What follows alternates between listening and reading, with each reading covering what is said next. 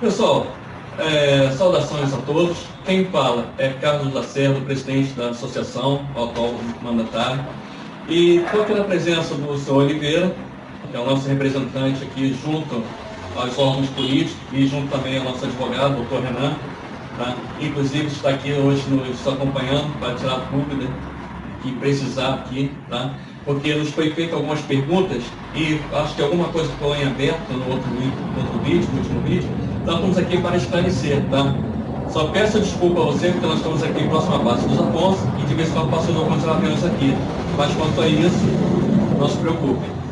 Bom, então eu passo a palavra agora ao doutor Renan e ao senhor Oliveira para que possamos estar dando continuidade ao nosso vídeo. Ok, posso dar uma iniciada? Pode, sim. Ok, pessoal, vou tentar dar uma iniciada aqui para a gente ser o mais rápido e sério possível, para o vídeo não ficar grande e cansativo, né? Mais uma vez, pedir desculpa pelos barulhos dos jatos que estão passando aqui da base. Uma hora ou outra a gente pode tentar parar o vídeo, vocês vão sentir um corte, onde a gente ou vai parar por causa de um som externo, ou vai dar uma parada para apresentar algum documento que vai sair na edição, ou algum vídeo que vai sair na edição. Ok, pessoal? Então, o que o pessoal mais quer saber é a respeito da ADPF, andamento, etc., do que se trata, como foi feita. Com relação à ADPF, ela foi elaborada pelo Dr. Renan, né, e a gente tinha aquela expectativa de ou o STF ia negar logo de cara, ou ele ia falar que prescreveu, ou ele ia colocar para frente. Como a gente falou no outro vídeo, eles colocaram para frente, abriu-se um prazo para o Ministério da Defesa, abriu-se um prazo para a AGU e abriu-se um prazo para a PGR. No caso do Ministério da Defesa, ela não se manifestou, não se pronunciou com relação a um fato que foi narrado na DPF. Qual seria o fato? A assessoria parlamentar da Aeronáutica havia justificado ao Ministério da Defesa que o que autorizava a elaboração do concurso público, que é interno, ser feito de forma externa, foi justamente o artigo 10 do Estatuto dos Militares, que dizia a AGU, ou melhor dizendo, a Assessoria Parlamentar da Aeronáutica, que isso daria autoridade para a Aeronáutica fazer o concurso, trazer o concurso para uma modalidade externa. Vamos lá, pessoal. Então, dando continuidade, a gente teve que dar uma parada aqui por causa de um avião que passou aí, né? Então, vocês vão sentir uma mudança, às vezes, ou de posicionamento ou de foco. Mas vamos lá. Então, finalizando a questão da AGU, uma outra distorção que a Aeronáutica fez, melhor, a AGU fez através da defesa da Aeronáutica, foi tentar justificar a posição da Aeronáutica com relação à possibilidade de fazer concurso externo. Uma vez que inicialmente ela falou que a Aeronáutica estava autorizada através do Estatuto dos Militares, artigo 10, e a gente derrubou essa argumentação, porque aquele artigo ele só dá autorização para fazer outras modalidades de ingresso para pessoas que têm alto conhecimento científico e alta bagagem técnica, e isso a gente provou que não se encontra em grau de sexta série, que foi o grau do concurso. A Aeronáutica, a AGU, ela teve que arrumar uma outra argumentação. E qual é a argumentação que ela fez? Ela pegou um parecer do ministro Fux, ou melhor dizendo, um voto do ministro Fux, onde o ministro Fux dizia, abre aspas, vou falar de uma forma mais compreensível.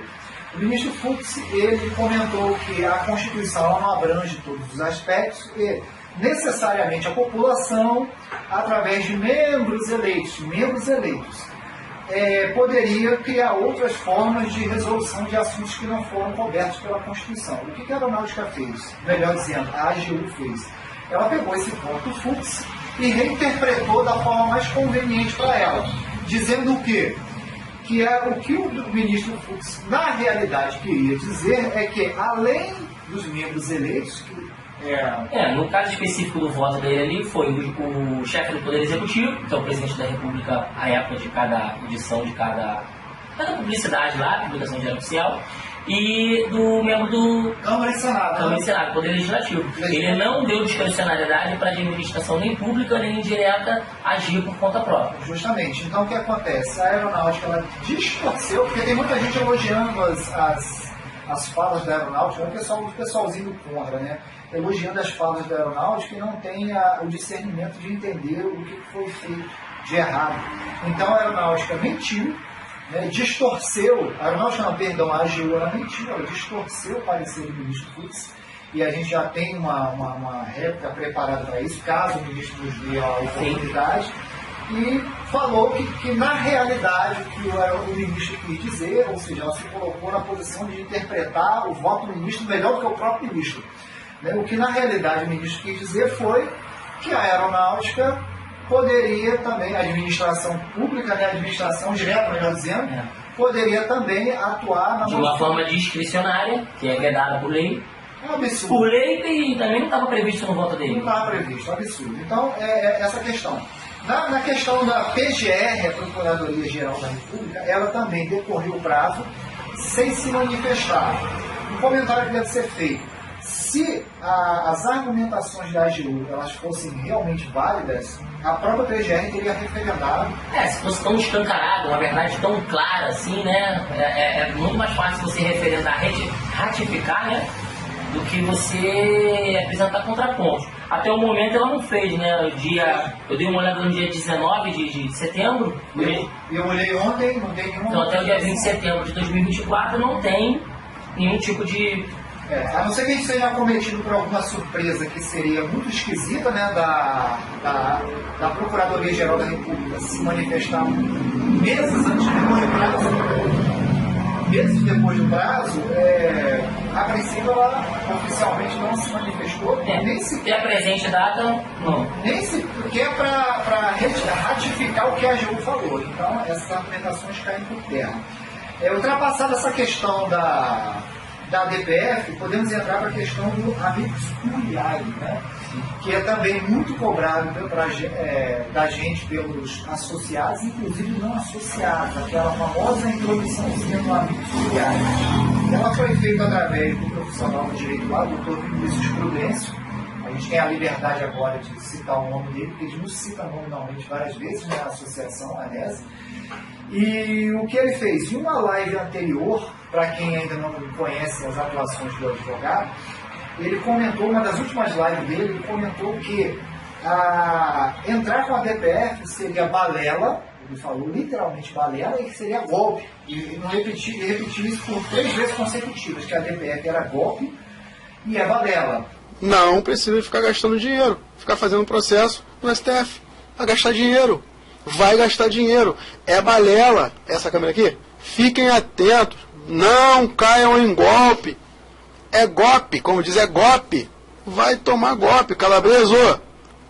Logo após ele ter observado que o Ministério das Relações Exteriores ele não confirmou a existência de alguma demanda vinda da Comissão Interamericana de Direitos Humanos em face do Brasil, coisa que ele vem afirmando de longa data, que tem um PDF, e esse PDF ninguém sabe de onde está o PDF, ele percebeu que não foi justificado ou confirmado o que foi dito por ele através do Ministério de Relações Exteriores, e ele entrou com um pedido de participação na DPF, que ele até hoje diz que ele já está habilitado. Ele não está habilitado. Não. Ele só exerceu o direito de petição, ele fez um requerimento e pediu a habilitação, só que o ministro André Mendonça ainda não habilitou, né? Então, assim, ele não está habilitado ainda, ele só fez um pedido que, até o nosso ver aí, ele merece ser negado, né? Nós já fizemos o contraponto lá a contra-argumentação da habilitação dele na própria DPF. Ela é pública, quem quiser, né, tá verificando, pode verificar, nosso posicionamento está lá, nossos argumentos técnicos jurídicos, e assim, habilitado ele ainda não está. Ele fez um requerimento de habilitação. E depois fez um outro aí de encerramento de associação, sei lá. De solução da associação. Fez Vamos entrar nisso aí. Né? Vamos entrar nisso aí. Então, pessoal, dando continuidade, é bom a gente dar um esclarecimento sobre algumas questões de narrativa, né? A respeito da seguinte narrativa. A causa não é minha, a causa é de todos. Fecha aspas. Essa narrativa vem do advogado para justificar a inserção insistente dele em todas as demandas da ANESA. Qual esclarecimento deve ser feito a esse respeito? O direito é de todos, concorda? A causa é de todos. Porém, uma iniciativa particular, financiada financeiramente por grupos distintos, não convém ser invadido por outros. Porque quando a causa é de todos, cada um pode entrar com a sua própria demanda individual ou até coletiva.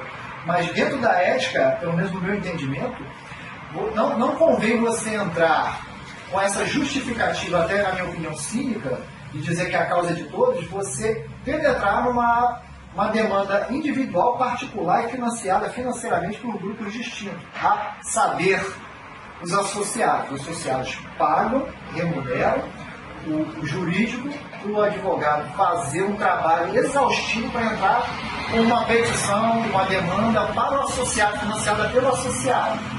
Aí vem o outro profissional e fala, não, a causa é de todos, e adentra numa demanda financiada particularmente. E ainda fala que é golpe, todos os outros advogados que estão tentando fazer, fora ele, é golpe. Então, é uma justificativa cínica, né? É uma pergunta que eu deveria fazer ao doutor Renan, e ela tem relação com uma dúvida relacionada a esse tema aí da intromissão na minha linguagem do advogado.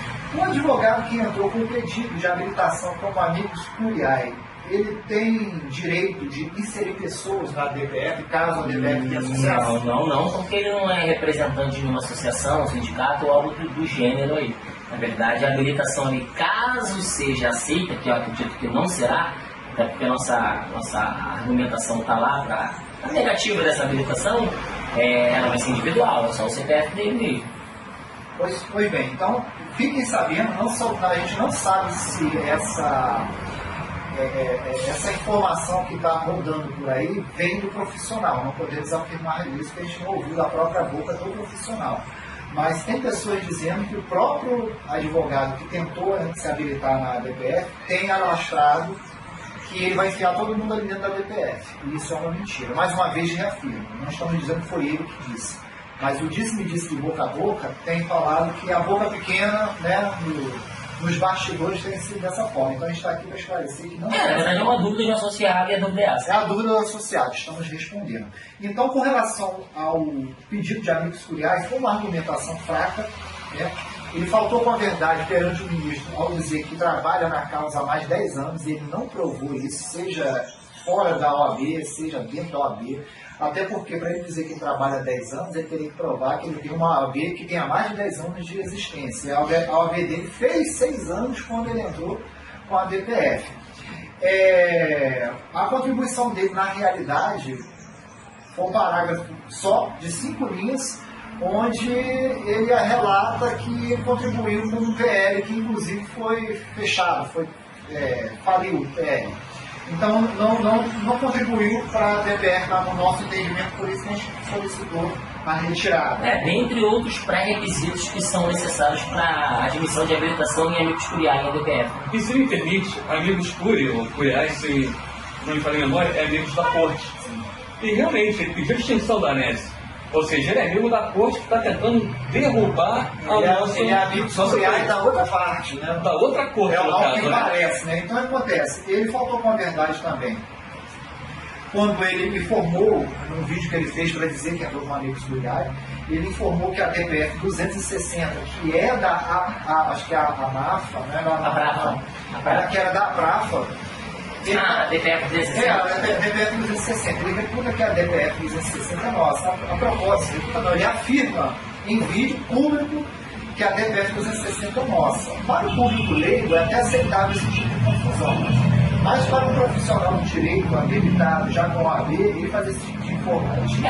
Na verdade, desculpa aí, né? Mas assim, na verdade isso é uma mentira. Porque a DPF 260 ela foi interposta, a legitimidade ativa ali, né? Quem interpôs ali foi a APRAFA, né? E na verdade foi totalmente ao contrário do que ele explicou. A APRAFA entrou pedindo os pedidos dela lá na DPF dela, sendo que ela foi, na verdade, foi dada ilegitimidade ativa para ela, tendo em vista já existir a AESE. Então, na verdade, o Procurador-Geral da República e a Presidenta Dilma, à época, né, deu como, na verdade, a legitimidade, quem tem a legitimidade da causa seria a ANESP, por ser a primeira associação que, né, regularizada, aí, que o CNPJ já tinha a nível nacional, né, porque nós somos a nível nacional, que atende único e exclusivamente a todos os ex-soldados especializados, ou seja, na verdade, a presidenta Dilma e o Procurador-Geral da República nessa DPF 260, que não fomos nós que adentramos, né, que protocolamos ela, na verdade nos deu o direito, reconheceu nossa legitimidade ativa para tal, tão somente para a gente, sem a gente nem ter entrado com nada. Sim. Na verdade, foi isso que aconteceu e temos como provar. Se a gente pegar o voto do... E depois referendado pelo próprio STF, né? Sim, pela Carmen Lúcia, se não me falha a memória. Sim, foi isso, entendeu? Ou seja, e também ele mentiu quando ele argumentou que a AGU, nessa DPF nossa, a DPF 1148, ele faltou com a verdade também, dizendo que a AGU, nessa DPF, ela solicitou a dissolução da ANESP, o que também é uma mentira. O contexto disso aí ele foi distorcido pelo profissional. Na realidade, a AGU, há 12 anos atrás, para defender a aeronáutica, que estava sendo investigada pelo Ministério Público Federal, a AGU, numa tentativa de botar todo mundo ali no mesmo páreo, ela solicitou no parecer que a ANESP fosse investigada pelo Ministério Público. O que não aconteceu também porque o Ministério Público, na época, não viu nenhum disso. Nenhum disso de materialidade ou autoria de crime. Não tinha. Justamente. Então, o que a AGU fez nessa DPF nossa? Para ela gerar substratos de informação... Uma cortina de fumaça, né? Cortina de fumaça. Na defesa dela atual, dessa DPF, ela inseriu esse parecer. Mas em nenhum momento... No pedido da AGU dessa DPF tem a dissolução da ANESP. A gente vai colocar também aqui na edição o card, mostrando o pedido final da AGU nesse sentido. Na verdade, quem fez foi o amigo da corte, o advogado. O advogado que pediu, mentindo, dizendo que foi a AGU que pediu. A AGU não pediu. No pedido da AGU da DPF... Na verdade, é a narrativa dele. Para conquistar aí, sei lá, o que ele quer conquistar, ele alegou isso, mas na verdade foi totalmente o inverso disso. Totalmente o inverso disso. Ninguém requereu. Na verdade, quem requereu o fim da associação e a consequente fim da DPF, se essa loucura for levada para frente, o fim da DPF também o prejuízo de todos os afiliados. Então, assim, na verdade, quem pediu isso foi ele, né? Foi ele. Então, preso isso dos associados, nosso, e qualquer outra pessoa que tem intenções... Fizemos mais um corte aqui, pessoal, porque mais uma vez passou um avião aqui, estamos perto do Campo dos Afonsos, né? Então, de vez em quando a gente faz o corte. Mas vamos lá. Então, com base em todas essas atos, atitudes e questões que o profissional do direito lá está fazendo, e por muita cobrança do associado, nós entramos com uma representação na OAB, em face do advogado aí, por conta das condutas dele, de fazerem campanhas onde degrinam a associação publicamente, em lives, podcasts, etc. e tal, inclusive descredenciando ou desacreditando outros profissionais do direito, não só o doutor Renan, que trabalha bastante aqui com a gente, mas como também outros profissionais, à medida que o advogado na live ele fala, não paguem advogado, eu faço de graça. É uma concorrência desleal, não sei se o Estatuto da OAB fala a respeito disso, mas a gente fez uma representação a respeito, e atendendo à cobrança justificada do associado, nós entramos com uma representação na OAB. O que vai acontecer com essa representação? Não sabemos. A nossa página de fez em atendimento à solicitação do associado, e não só do associado, tem muita gente que não é associado, que já está já cansado das intromissões em todas as demandas da associação por parte do profissional. Então, essa parte aí do amigo e do advogado, a gente encerra por aqui e vai entrar na outra questão. Alguma coisa para falar a esse respeito? Não. Dando continuidade, pessoal, questão do senhor Modesto da associação AMAFA. O que acontece? Pessoal, como todo trabalho de marketing, de trabalho de concorrência, existe uma prática que ela não é bem vista, mas ela ocorre bastante, que é a tentativa de você depreciar o trabalho do seu concorrente para você poder vender o seu. E isso ocorreu em uma reunião da AMAFA, onde ela estava sendo ali liderada, chefiada, conduzida pelo senhor Modesto, onde o mesmo fez diversas acusações falsas, né, denegrindo a imagem da associação, onde posteriormente ele ofereceu o serviço dele. Uma das afirmações, eu posso até perguntar aqui para o nosso amigo presidente Lacerda, onde ele comenta que o Lacerda e ele eram muito amigos. O próprio Lacerda pode tirar essa dúvida para a gente. Você era muito amigo do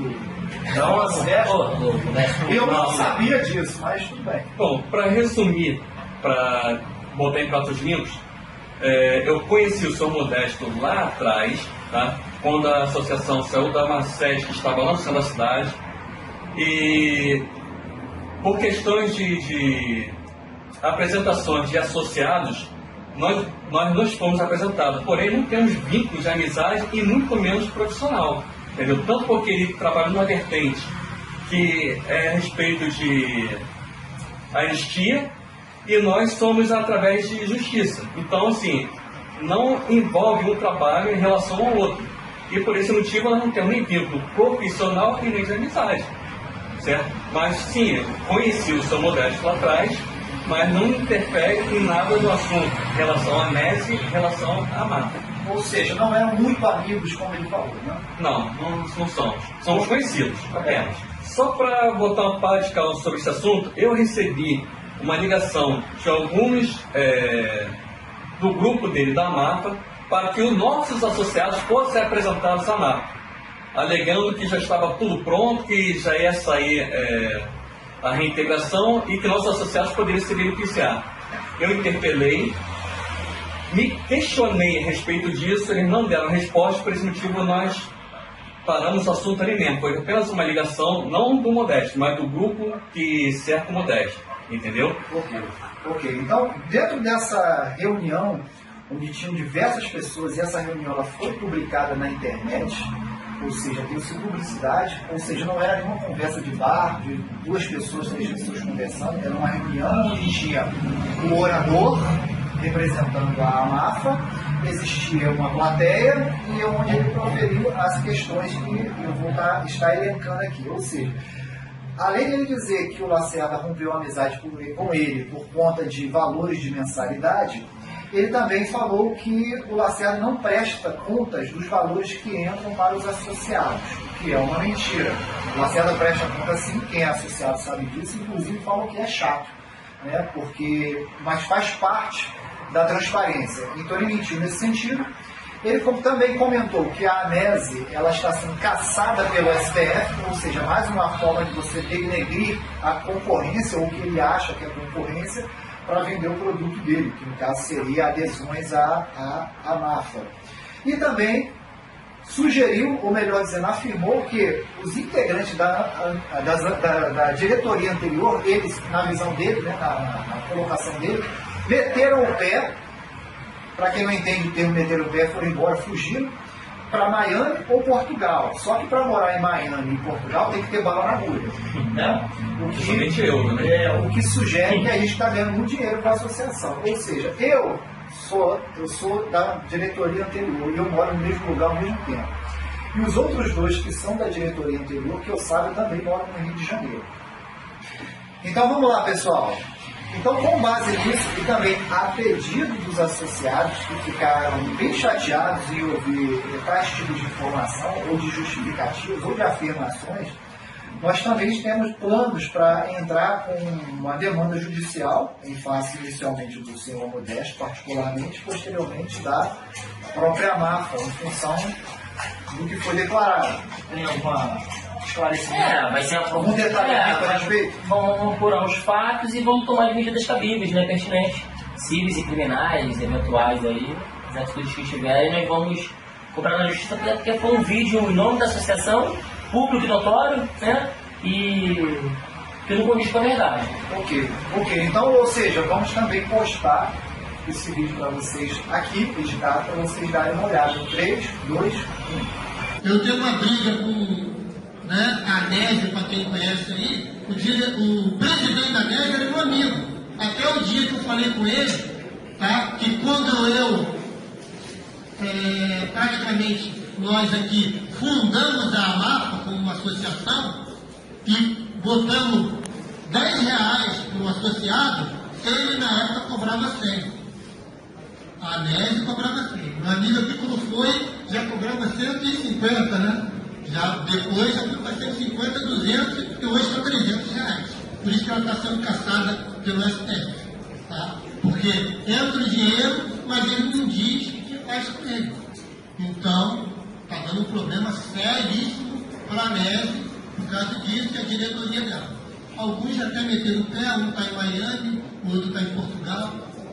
Problema deles, não é nosso caso aqui, porque o que eu disse para o Lacerda foi isso, foi Lacerda, o que você faz com 100, eu faço com 10. Virou meu inimigo, nunca mais me ligou, nunca mais falou comigo e morreu a situação. Então vira o vídeo, né, pessoal? Então, finalizando para vocês, né, a questão das perguntas e algumas considerações do Dr. Renan aqui do Lacerda ao final, até para acabar e ficar cansativo o vídeo. Vamos lá, uma pergunta que fizeram foi que se existem outras demandas sendo realizadas pela Anésio fora a DPF 1148, que está no STF. Existe mais alguma demanda, doutor Renan? Na verdade existe sim, né? Uma demanda que nós estamos preparando, posso dar um detalhe, né? Não. Mas assim... Por hora convém. Dadas as circunstâncias... Senão vai dar uma horda de... Então, nós já temos algo preparado, né? Na verdade é uma demanda administrativa que vai ser feita no Ministério do Planejamento, né? Nós já temos tudo pronto, tanto com fundamentos, com provas, está tudo pronto, né? Só estamos dependendo de retorno de algumas autoridades das quais nós fizemos contato e estamos esperando só o retorno dela, e aí vai ter uma demanda tão boa quanto a DPF, né? Que venha defender nossos direitos aí, e que vai ser feita no Ministério do Planejamento, é uma ação administrativa, né? Então nós vamos ter duas linhas de frente aí, embora tenha mais umas 4 ou 5 aí que a gente não, né? Não é só essa. Que não é só essa, mas assim, as duas principais atualmente é a DPF, já foi protocolada e está rolando aí, né? E vai ter essa do Ministério do Planejamento, que ele está tentando entrar em outubro ou novembro, no mais tardar, ainda nesse ano de 2024. Estamos só esperando aí o retorno dessas autoridades das quais a gente já mencionou. E queria, né, fazer até um certo tipo, dar uma ideia, né, vamos fazer um apelo, na verdade, a galera afiliada aí. Assim, aqui ninguém é hipócrita, né? Nós precisamos de afiliações sim, porque nós nos tornamos um grupo grande e forte, porque hoje em dia as demandas todas... logística, ida a Brasília, assim, a gente... Isso, são custos naturais do processo, todo processo tem, toda demanda tem, e a gente com uma filiação maior, a gente vai ter esse poder maior de estar indo lá, despachando, por exemplo, com o André Mendonça, antes mesmo dele dar a decisão, mesmo que essa decisão dele, sendo positiva ou sendo negativa, ela depois vai ser colocada a crivo do plenário do STF, então nós conseguimos ir lá antes, né? E despachar com as autoridades. Essa demanda administrativa também, ela também tem um cunho, tem a parte técnico-jurídica, mas também tem o cunho político da coisa. Então, o político é bom ter um corpo a corpo e ter número para fazer presença, sabe? Político, eles gostam de número, eles gostam de... É meio que expressividade, isso aí. E aí eu já faço um apelo que... Porque, por exemplo, nessa ação que nós vamos adentrar, né, que vamos protocolar no Ministério do Planejamento, nessa sim, especificamente nessa, nós vamos ter que apresentar a relação dos substituídos, ou seja, é a qualificação de todos os afiliados ativos, né, no momento do protocolamento dessa ação. A gente não sabe se vai ser aberto, administrativamente falando, tá, gente? Eu não sei se vai ser aberto uma nova possibilidade, após o protocolamento dessa ação, de apresentar novos substituídos. A gente não sabe, vai ficar a crivo aí do governo, de uma certa forma, né? Do próprio Ministério. Então, assim, permaneçam adimplentes, porque isso é muito importante, porque assim, na hora de a gente preparar essa relação de substituto, seja em outubro ou seja em novembro, acredito que não vai passar disso, não vamos deixar virar, é um compromisso nosso, né? Nos afiliados e tudo. Então, assim, permaneçam ativos, porque se estiver inativo, não vai entrar na relação dos substituídos, tá? E uma outra ideia que eu dou a vocês também, não fiquem aí ouvindo, assim, essa galera que nada tem a somar, né? Acredito que, assim, eu já estou aqui há 10 anos, quase 10 anos, né, junto da Anésio, e já tenho um certo bagagem para poder falar isso. Então, assim, tudo que nós falamos, tudo que a gente faz, Então, assim, tudo tem prova, tudo que a gente requer tem protocolo, tem coisas que estrategicamente nós não mostramos antes para não ficar chover urubu e a galera acabar atrapalhando. Porque tem gente até às vezes que tenta ajudar e acaba atrapalhando. Então, assim, mas tudo que a gente faz é devidamente transparente, é devidamente protocolado e mostrado a vocês, sem problema nenhum. Então, assim, se blindem dessa galera que só fala mentira. Aqui nós desmentimos, nós desmentimos todas tecnicamente. Uns podem falar até que a argumentação deles contra a de vocês, pode ser, mas nós temos provas disso, de praticamente tudo que a gente falou, tem prova, né, da CDH, né, de tudo. Então, assim, vamos permanecer unidos e firmes e é isso. Ok, pessoal, então acontece, só dando um adendo aí ao que o doutor Renan falou, dessa questão dessa outra demanda que a gente está tentando, ela em princípio seria no cheque de planejamento. Isso. Mas a gente tem outras que, caso não funcione lá, vão ser exercidas em outros lugares. Isso aí é uma forma de a gente criar, nós mesmos criarmos uma rota, vamos dizer, uma rota de fuga, uma rota melhor, menos danosa para a administração colocar a gente de volta. São ideias e propostas. Essa é uma estratégia que utilizamos para poder alcançar o objetivo. Até em vista de que eles não responderam nada que foi bem importante falar também que essa demanda no Ministério do Planejamento, ela pode forçar um acordo. Sim. Né? E assim, pode, não estou dizendo que vai acontecer o acordo, né? Ele pode, a probabilidade é bem grande. Então, assim, ela pavimenta uma possibilidade. A gente tem um parâmetro, um poder de barganha junto à administração, a gente precisa dessa relação de substituídos. Então, assim, quanto maior a galera for, mais forte é, e mais a gente pode estar presente lá em Brasília para poder dirimir até dúvidas, de repente, que a própria administração tem. Porque, assim, algumas demandas a gente consegue fazer, alguns atos, né? A gente consegue fazer por aqui, de forma eletrônica e tal. Mas tem coisa que tem que ser no corpo a corpo. Porque a autoridade, só complementando, a autoridade, às vezes, quando ela está face a face com você, ela tem alguma dúvida que ela lembra, ela pergunta. Isso a gente já sabe de experiência. E se a gente puder sanar tudo antes da decisão? Sim. Só para complementar, a ANEEL não tem o objetivo de arrancar dinheiro de pessoas associadas. Nosso objetivo é realmente fazer a reintegração ou uma indenização, ou seja, o que for possível e que atenda a todos. Ou seja, se nosso objetivo fosse dinheiro, nós já teríamos terminado há muito tempo, está entendendo? Mas pode ver que a ANEEL, por mais que passe dificuldade, ela não acaba, ela sempre continua no seu trabalho. E cada vez que ela entra com uma ação, com um trabalho, é um degrau a mais que ela soma. Está entendendo? Então, cada dia a mais, somos mais próximos do nosso objetivo. Então, se você tem dúvida, faça uma pesquisa, converse com os nossos associados e você vai ter a certeza do que estamos falando aqui. Não é balela, não é mentira. Eu desafio qualquer um do outro lado aqui da tela que tem alguma prova contra a ANEEL que está enganando, está mentindo, está tentando mentir. Falácias, né? Vocês só veem falácias por aí, diferente da ANEEL. Nosso compromisso é com nossos associados. Gostaríamos de abarcar todos, mas não há essa possibilidade. Somos uma associação, não um sindicato. Então, cuidado quando falarem a respeito disso, principalmente com pessoas que não são associadas, tá? Porque elas se sentem traídas, que a ANEEL não abraçou a causa dela. Mas só acontece que nós não temos essa autonomia, essa autoridade, somente ao nosso associado. Por isso o doutor Renan está pedindo que você que entrou, se associou, permaneça firme. Principalmente por causa dessa nova demanda. Nova demanda que vai entrar. Mais tardar outubro ou novembro, não é isso? Outubro ou novembro. A gente pretende até em outubro, mas acho que...